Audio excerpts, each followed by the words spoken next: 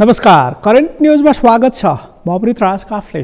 आजको करेन्ट न्यूजमा हामी नेकपा विभाजन पछिको आगामी सत्ता सहकार्यका बारेमा केन्द्रित रहेर कार्यक्रम प्रस्तुत गर्दैछौँ।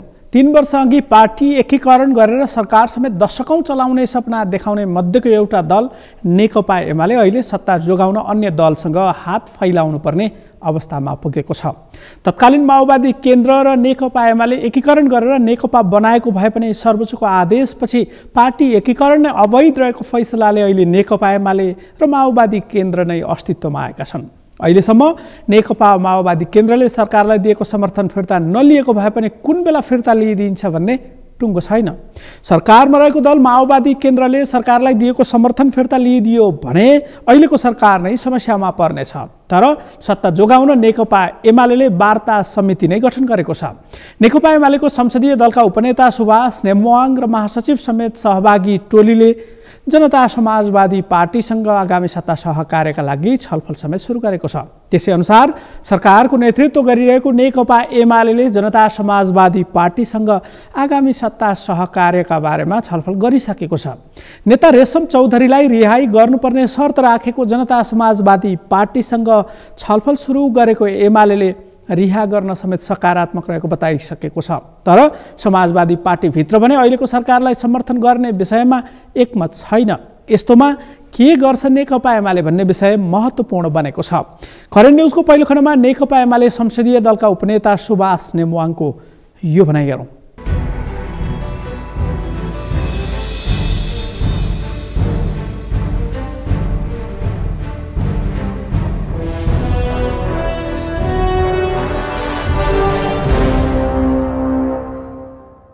हामी कानुनी राज्यको अवधारणालाई मान्छौँ, त्यसबारेमा कुनै पनि इफगट छैन।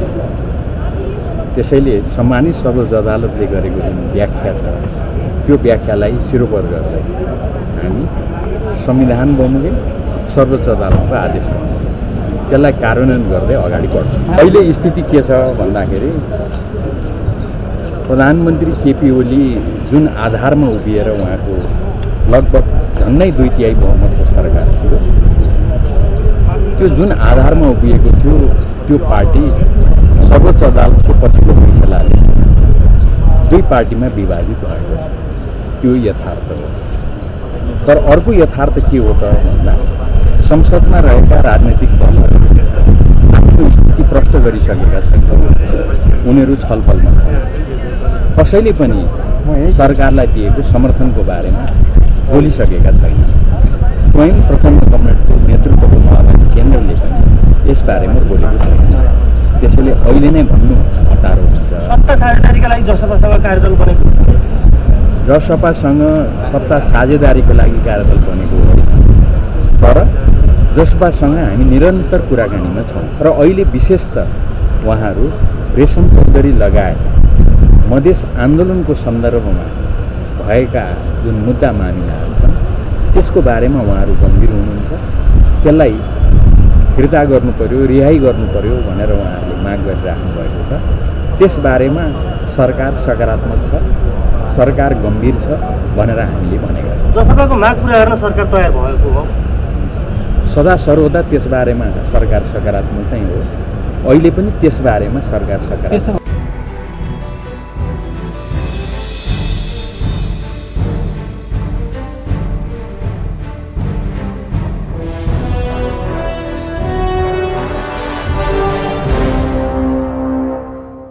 नेकपा एमाले जनता समाजवादी पार्टीसँग सत्ता सहकार्यका लागि छलफल सुरु गरे पनि जनता समाजवादी पार्टीले भने तत्कालै एमालेलाई समर्थन नगर्ने अडान राखेको छ। जनता समाजवादी पार्टीभित्र रहेका नेताहरूमै एमालेलाई समर्थन गर्ने विषयमा एकमत हुन सकेको छैन। सरकारमै रहेको तर अहिले सत्ता बाहिर जाने अवस्थामा पुगेको माओवादी केन्द्रले समेत काङ्ग्रेस जनता समाजवादी पार्टीसँग समेत आगामी सत्ता सहकार्यका बारेमा छलफल सुरु गरेको छ। माओवादी केन्द्रका अध्यक्ष प्रचण्डले काङ्ग्रेस सभापति शेरबहादुर देउवा र जनता समाजवादी पार्टीका नेताहरूसँग आगामी सत्ता सहकार्यका लागि प्रस्ताव लिएर भेटघाट समेत गरिसकेका छन्। जनता समाजवादी पार्टीभित्र तत्कालीन राष्ट्रिय जनता पार्टीका केही नेताहरूले ओली नेतृत्वको सरकारलाई सहयोग गरेर सरकारमा सहभागी हुने मनसाय देखाएको भए पनि तत्कालीन सङ्घीय समाजवादी पार्टीले भने ओली सरकार विस्थापन आफ्नो पार्टीको पहिलो प्राथमिकता रहने बताउने गरेका छन्। तर संविधान संशोधन, जेलमा रहेका नेता कार्यकर्ताको रिहाई लगायतका विषयमा जुन दल सकारात्मक हुन्छ उसैलाई सहयोग गर्ने र सरकारमा समेत सहभागी हुनुपर्ने जनता समाजवादी पार्टीका नेताहरूको धारणा छ। जसपाभित्र पनि महन्त ठाकुर लगायतका नेताहरू सरकारमा सहभागी हुने विषयमा सकारात्मक रहेको भए पनि अन्य नेताहरू भने तत्काल ओली नेतृत्वको सरकारलाई समर्थन गर्ने विषयमा सकारात्मक देखिएका छैनन्।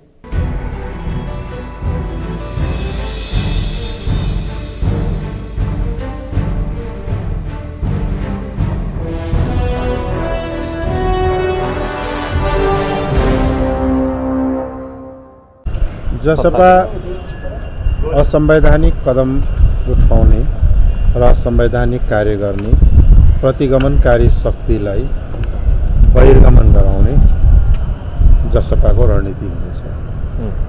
त्यो भनेको स्पष्ट छ।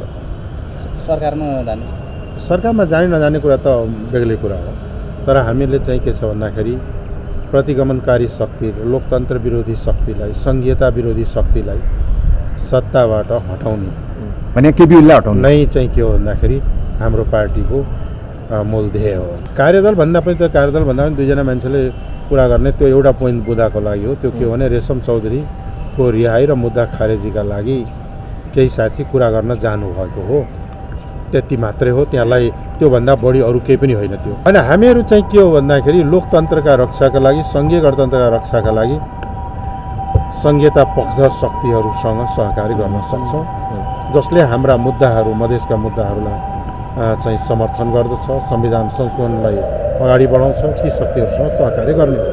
त्यो शक्ति भनेको नेकपा चाहिँ एमाले होइन। त्यो विगतदेखि हामीले अहिलेसम्म जाँच परख टेस्ट गरेर व्यवहारमा हेरिसकेका छौँ। केपीओलीको सरकारले पहिले समर्थन गरेर हेरिसकेका होइन, फेरि गर्ने त्यसै कार्यदल बनाइसक्नु भयो। त्यसैको लागि जन्म्या हामी के भयो भने गर्ने तपाईँ यी शासक सम्भ्रान्तहरूलाई सित्तैमा समर्थन गर्ने जन्म्या हौँ हामी। नगदमा कसरी गर्ने गर्नु पर्यो, मागहरू पुरा गर्नु पर्यो नि, हुन्छ नि त हुँदैन। माग पुरा भयो भने समर्थन हुन्छ। सबै माग हामीले भन्दै आएको मागहरू जसले पुरा गरेर त्यसपछि सहानुभूति हुन्छ। समर्थन मात्रै गर्ने कि दाबी पनि गर्ने अब सरकारको नेतृत्वको? होइन, सरकारको नेतृत्व दाबी गर्ने त क्षमतै भएको छैन। त्यो क्षमता जनताले दिएपछि दाबी पनि गरौँला। अहिले त क्षमता छैन। रेशम चौधरी लगायतका मुद्दा फिर्ता, मधेस छनौट आन्दोलनका त्यो मुद्दाहरू फिर्ता, के भन्छ भने संविधान संशोधन लगायतका जुन सवालहरू आजको होइन नि, यो त पटक पटक राखेको नि, केपीओलीले पनि राखेको नि, समर्थन पनि गरेको नि त। अनि ठग्ने बाहेक, अरे यहाँ ठग्ने बाहेक केही काम गरेछ केपीओलीले? अनि केपीओलीको नाउँ लिनुहुन्छ? काम गरेर देखाउनु पर्यो। तपाईँहरुकै पार्टीबाट बन्छ। अरे कार्यदल त बन्छ कुरा गर्नु पर्यो नि। जति ठगिए पनि अब अरे कुरा त गर्नै पर्यो नि त, कुरा नगरे हुन्छ?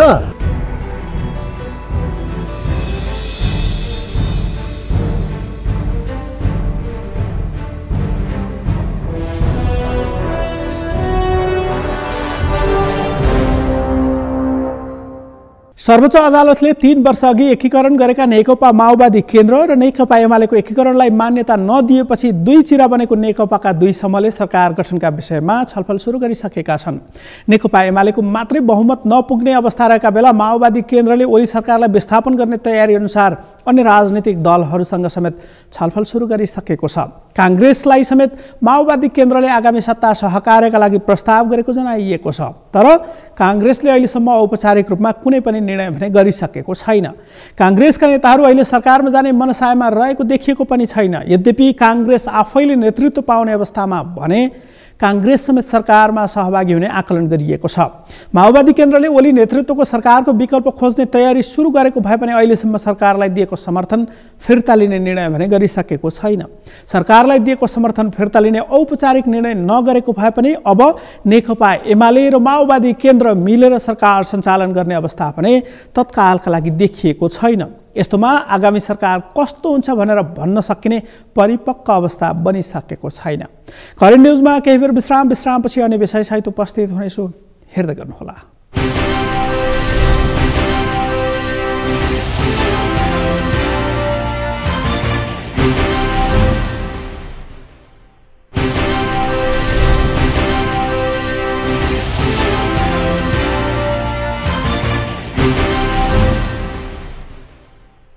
विश्रामपछि करेन्ट न्युजमा फेरि पनि स्वागत छ। आजको करेन्ट न्युजमा हामी नेकपा औपचारिक रूपमै विभाजन भएर एमाले र माओवादी केन्द्र बनेको अवस्थामा आगामी सरकार कसको हुने भन्ने विषयमा केन्द्रित रहेर कार्यक्रम प्रस्तुत गरिरहेका छौँ।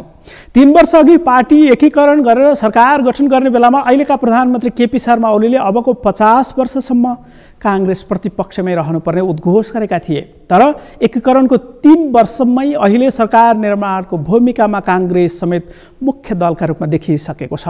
संसदमा चौथो ठुलो दलका रूपमा रहेको जनता समाजवादी पार्टीलाई सरकारमा आऊ तिम्रो माग सबै पुरा हुन्छन् भन्नुपर्ने अवस्थामा संसदमा अहिले पनि सबैभन्दा ठुलो दलका रूपमा रहेको नेकपा एमाले आइपुगेको छ। त्यसकै सिलसिलामा एमाले जनता समाजवादी पार्टीसँग सहकार्य गर्न अनौपचारिक रूपको वार्ता समिति नै गठन गरिसकेको छ, जुन समितिले काम समेत गरिरहेको छ। नेकपा एमालेलाई सरकार जोगाइराख्न 17 जना सांसद आवश्यक हुन्छन्। काङ्ग्रेससँग सहकार्य गर्दा भन्दा जसपासँग सहकार्य गर्दा एमालेलाई सरकार निर्माण र भागभण्डामा सहज हुने भएकाले उसले जसपालाई बढी प्राथमिकतामा राखेको छ। तर जसपा सग्लै रूपमा सरकारलाई समर्थन गर्ने पक्षमा भने देखिसकेको छैन। सरकारलाई समर्थन गर्ने निर्णयमा पुग्दा जसपा समेत विभाजन हुने कतिपयले अड्कलबाजी गरिरहेका छन्, तर यसको औपचारिक पुष्टि भने हुन सकेको छैन। यस्तोमा प्रमुख प्रतिपक्ष दल नेपाली काङ्ग्रेस के गर्छ? करेन्ट न्युजको अबको खण्डमा यो भनाइ हेरौँ।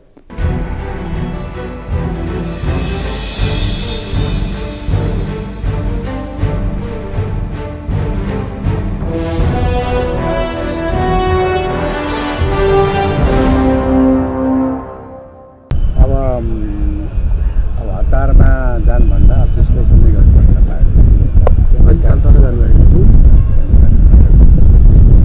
स्पष्ट चाहिने र कङ्ग्रेस भन्ने प्रतिपक्ष सरकारमा जानुपर्छ भन्छ होइन।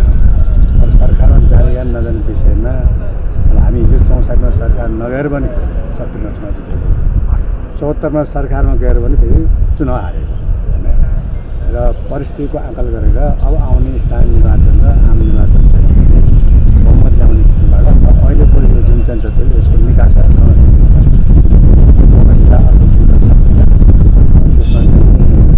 पार्टीसँग बढी पनि आएको छ, त्यसमा चाहिँ यो हतारभन्दा पनि अब केही दिन भएर अहिले पनि भन्न सबै पार्टीको दृष्टिकोण स्पष्ट छैन। अब उहाँहरू 2 पार्टी भए तापनि अझै पनि अफिसाले भन्ने कुराहरू अगाडि सारेको छैन।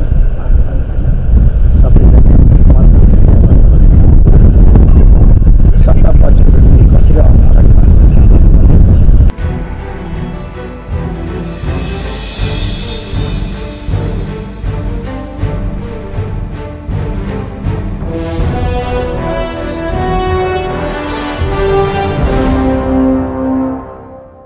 जसपाभित्र ओली नेतृत्वको सरकारलाई समर्थन गर्ने विषयमा फरक मत देखिएका बेला माओवादी केन्द्रले समेत जसपा र काङ्ग्रेससँग मिलेर सरकार बनाउने प्रयास समेत सुरु गरिसकेको छ।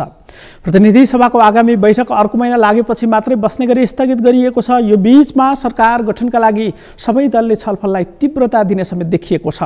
माओवादी केन्द्रका अध्यक्ष प्रचण्डले त आफू फेरि पनि लड्नका लागि तयार भएको भनिसकेका छन्। उनले भनेको लडाईँ कुन रूपको र कोसँग भन्ने स्पष्ट नभएको भए पनि फेरि पनि सरकार निर्माणका बेला ओली नेतृत्वको सरकार गिराउन पहल कदमी लिने आकलन सुरु भइसकेको छ। माओवादी केन्द्रले औपचारिक रूपमै निर्णय गरेर आगामी सत्ता सहकार्यका लागि काङ्ग्रेस र जसपासँग छलफल समेत सुरु गरिसकेको छ। तर काङ्ग्रेस र जसपाले अहिलेसम्म माओवादी केन्द्रलाई समेत सरकारमा सहभागी हुने विषयमा सकारात्मक जवाफ दिइसकेका छैनन्। तर पनि अध्यक्ष प्रचण्डले प्रयास भने निरन्तर गरिरहेका छन्। सरकारले प्रतिनिधि सभा विघटन गरेपछि विरोधमा सडक सङ्घर्षमा गएका दलहरूका बीचमा सहमति कायम गर्ने प्रचण्डको जोड देखिएको छ। तर यसका लागि सहज भने छैन। अध्यक्ष प्रचण्डले केपी ओली प्रवृत्ति विरुद्ध लड्नका लागि आफू तयार भइसकेको र त्यसका लागि अन्य दलहरूसँग सहकार्य गर्ने घोषणा भने बिहिबार गरेका छन्।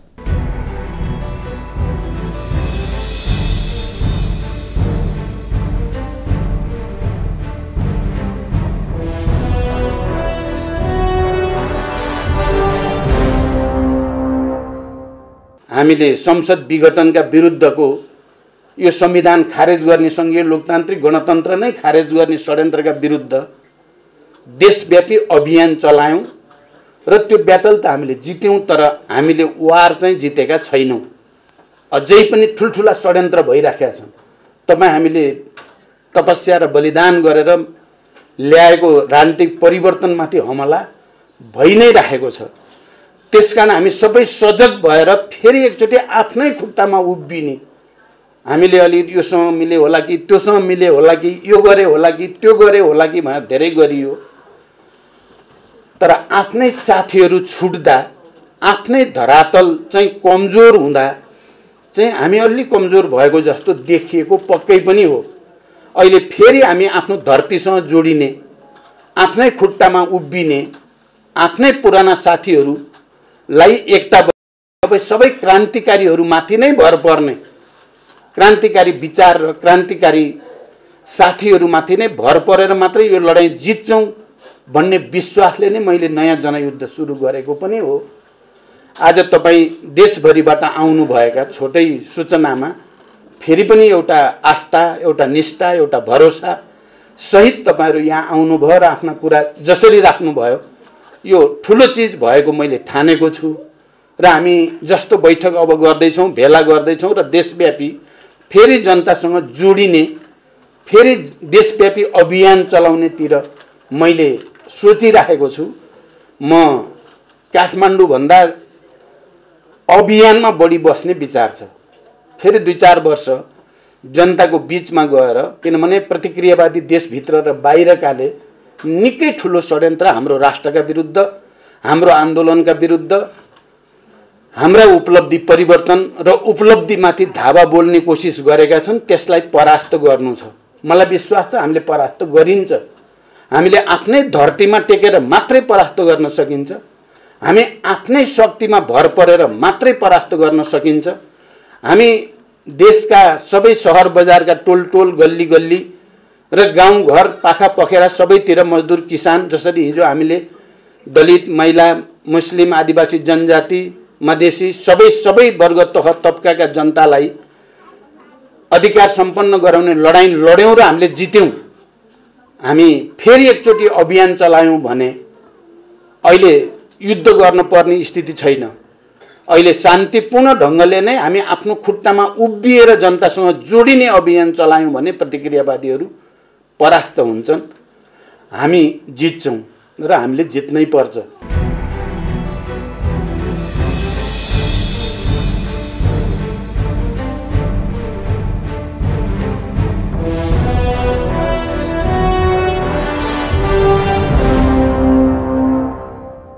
आगामी सरकार कसको बन्ने भन्ने औपचारिक रूपमा खाका तयार भइ नसकेको भए पनि नेकपा एमालेका वरिष्ठ नेता झलनाथ खनालले अब नयाँ सरकार बन्ने स्थितिमा खेल सुरु भएको भनेका छन्। ओली नेतृत्वको सरकार जोगाइराख्न कुनै दलसँग सहकार्य गर्नै पर्ने अवस्था रहेका बेला जनता समाजवादी पार्टीसँग सहकार्यको प्रयास समेत चलिरहेको छ। यस्तो बेलामा नेता खनालले भनेको नयाँ खेल कस्तो हो भनेर खुलाइसकेका छैनन्। काङ्ग्रेसका केही नेताहरूले आगामी संसद सहज तरिकाले सञ्चालन हुने अवस्था नभएकाले छिटो चुनाव हुनुपर्छ भनेर भन्न थालेका छन्। त्यसबाहेक केपी ओली नेतृत्वको एमाले समेत तत्काल चुनावमा जाने विषयमा सकारात्मक हुन सक्ने देखिएको छ।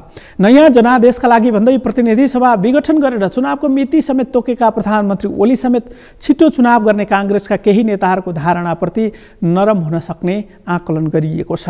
तर सरकारका मन्त्रीहरूले पहिलाभन्दा झन बलियो सरकार अहिलेको बनेको भन्दै आएकाले काङ्ग्रेसका केही नेताहरूको भनाइ जस्तो अर्ली चुनाव हुन्छ कि भन्ने परिपक्व अवस्था भने बनिसकेको छैन। अर्कातिर नेकपा राजनीतिक रूपले विभाजन हुँदा प्रचण्ड समूहतिर लागेर अहिले एमालेतिर फर्केका वरिष्ठ नेताहरू माधव कुमार नेपाल र झलनाथ खनालहरूसँग प्रधानमन्त्री ओलीले अहिलेसम्म सामान्य छलफल पनि नगरेको अवस्थामा नेकपा एमालेकै आगामी भविष्यप्रति समेत प्रश्न सिर्जना भएको छ। यसरी राजनीति गन्जागोल भएका बेला एमालेले आगामी साता केन्द्रीय कमिटीको बैठक बोलाउने तयारी गरेको छ। त्यसबाहेक काङ्ग्रेसले समेत केन्द्रीय समितिको बैठक बोलाउने बताएको छ र प्रतिनिधि सभाको आगामी बैठक फागुन 3 गतेका लागि तोकिएको अवस्थामा आगामी साता नेपालको राजनीति अब कता जान्छ भन्ने केही न केही सङ्केत देखिने कतिपयले भन्ने गरेका छन्। हवस् त, करेन्ट न्युजको आजको समय सकियो। भोलि फरक विषयका साथमा उपस्थित हुने नै छु। नेपालको पहिलो न्युज च्यानल सगरमाथा टेलिभिजन हेर्दै गर्नुहोला। म अमृत राज काफले बिदा हुन्छु। नमस्कार।